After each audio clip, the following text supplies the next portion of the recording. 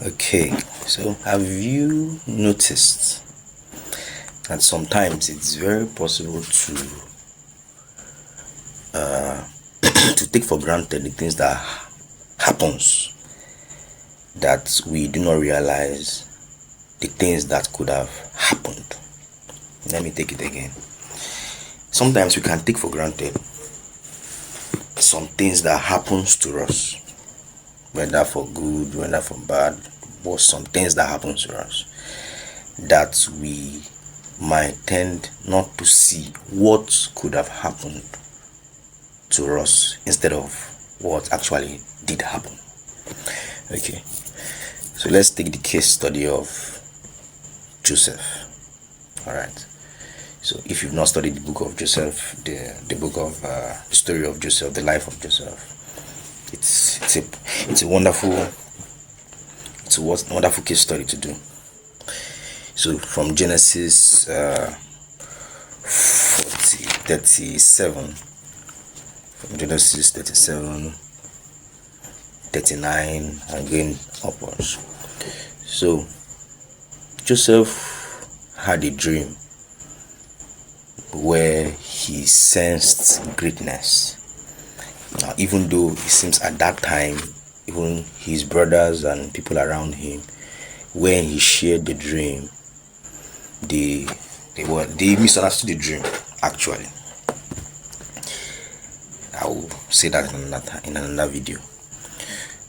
So they misunderstood the dream, but the dream was clear that he will become somebody great. All right. Okay. So fast forward, because his brothers were envious of him, and then they wanted to kill him, but they sold him. And he was sold to Egypt. He found himself in Egypt. So from there, God was with him, and so God was with him in a person bought him where he was taken care of. He was slave in that man's house, Potiphar, and then at the end it turned out bad there with his wife, and he was sent into prison. And then it was from the prison that he was able to meet with someone that was able to be in the service of the king at that time, the Pharaoh at that time. And that was how Joseph was brought in to help the king interpret his dream. Again, if you have not read the story, go to read it. I'm just summarizing it. It's filled with many other things. Now, when he finished interpreting the dream for Pharaoh dreamt a dream, and he did not understand the dream, dreamt it twice, and it was disturbing him, and he wanted to interpret the dream. And then somebody said, I had the guy that helped me interpret my dream when I was in prison. And that was how Joseph came. Now, when Joseph interpreted the dream, that was what prompted Pharaoh to now say that, wow, you've interpreted this dream, so who else can we do? Because he interpreted a dream that, okay, now let us look at Genesis chapter 41 for verse let's just start from verse 33. It's now therefore let Pharaoh set a discerning and wise man, and set him over the land of Egypt. Let Pharaoh do this, and let him appoint officers over the land to collect 1/5 of the produce of the land of Egypt in 7 plentiful years, and let them gather all the food of those good years that are coming, and store up grains under the authority of Pharaoh. So let me look at verse 37. It says, so the advice was good in the eyes of Pharaoh and in the eyes of all his servants.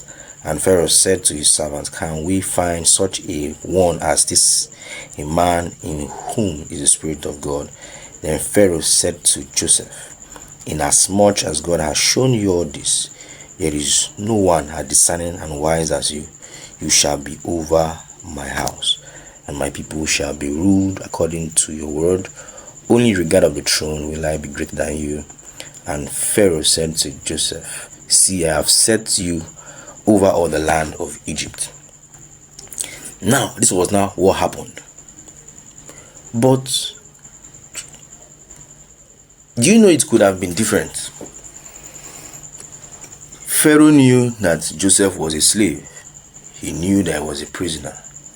He could have just, and look at, I'll tell you the reason why I said that. He could have just said, okay, now you have said this. Alright, so what will happen is you will be on standby.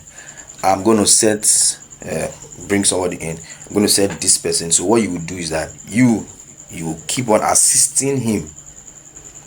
You will assist him in whatever he's doing. He will bring you in and tell you, or he could even tell him to go back to prison and said, okay, anytime we need you, we'll come again.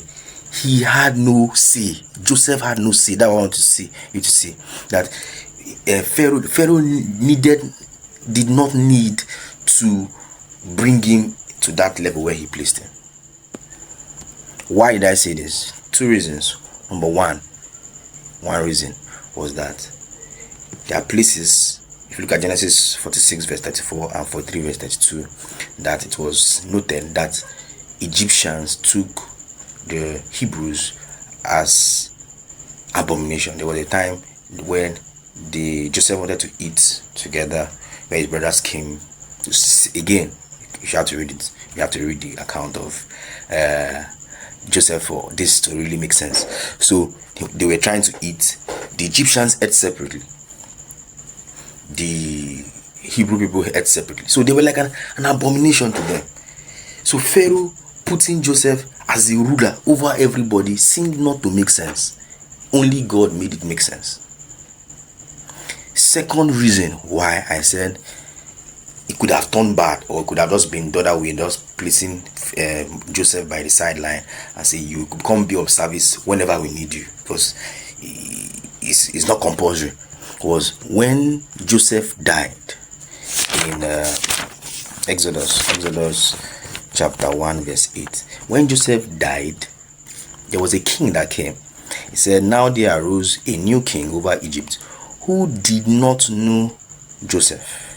And he said to his people, look, so what happened is that when Joseph died, and when Joseph had died, then there was now a new king that came. And he now said that he did not know Joseph. Now, what does that mean? It's not that he did not know Joseph. It's not that he didn't know who Joseph was. No. The original phrase or original meaning means he did not recognize Joseph. Because everybody knew who Joseph was. Joseph was the man that saved Egypt. Those time of famine. He was the man that brought the idea. Everybody knew him. In fact, if you're not careful, he must have been popular than Pharaoh himself. So, but this king chose not to recognize him. It means the previous king also could have chosen not to recognize him. Could have chosen to tell him, you can just be here, I'll put somebody in charge, but then when you are needed, if anytime you need to interpret dream again or something else, you can come to place. But God must use something to bring his will to come to pass. He wanted Joseph to save his people from that famine that will come later on. And that is why he needed Joseph to be at that place where he was. And he placed him. He had no degree, he had no certificate, he had no reason to be that high at that place if it was to be by status quo and process and everything. But God placed him there. So next time you look at that story again, so you can just rush through it. Say, oh, and he was in prison, and then because he made that dream, he now became, not really.